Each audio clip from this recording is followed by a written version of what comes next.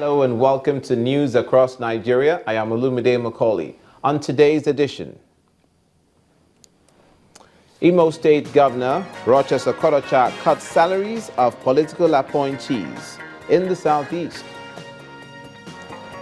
To the north central, 78 prisoners freed in Nasarawa State by Governor Tanko Almakura. And in the southwest, highlights of the Ogun Security Summit.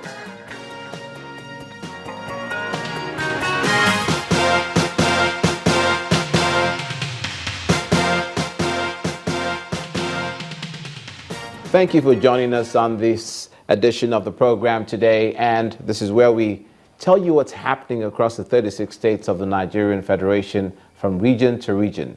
And we begin in the northwest region of Nigeria, Kaduna State to be exact, where citizens are said to be now living in fear following the protest by members of the Islamic movement of Nigeria over the arrest and detention of their leader, Sheikh Ibrahim El-Zakzaki. The protests are taking place in Tudunwada and Kawo areas of the state capital in Kaduna and has forced traders, schools and offices to close shop. Our correspondent reports that security forces are on the ground patrolling the city to prevent any breakdown of law and order, and members of the group were engaged in a face-off with the military over the weekend, which left at least 3 people dead. Now, it seems that the Imo State governor to the southeast now has found a way around the cost of governance in the state.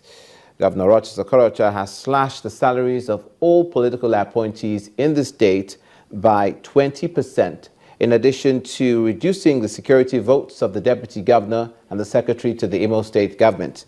According to the governor, the move, though harsh, is necessary, considering the harsh economic situation in the country, which is affecting the state's allocations from the Federation account.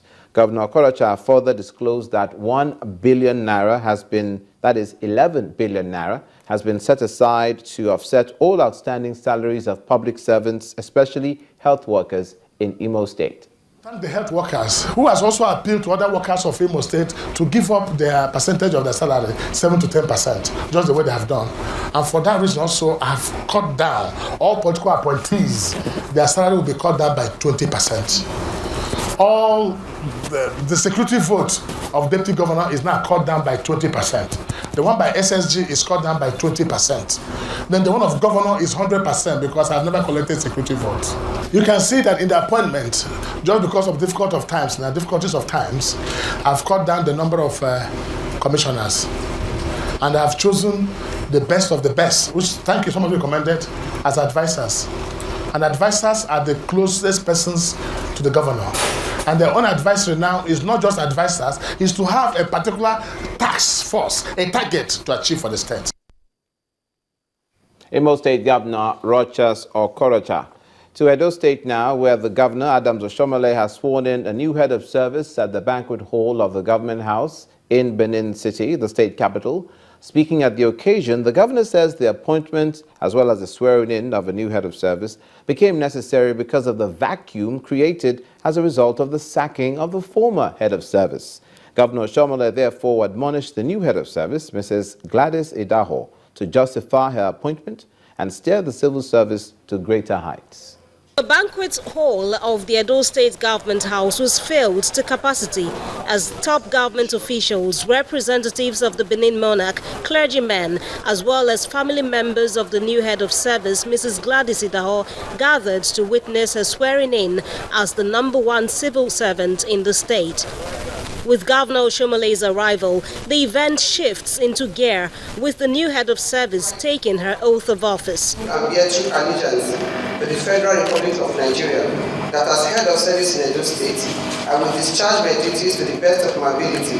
That done, the governor told the gathering why the former head of service had to be relieved of his duties. I'm about to arrive at the painful conclusion that Obazere had to be relieved of his services because not only did he fail to provide leadership, he had conducted himself in a way that would have led me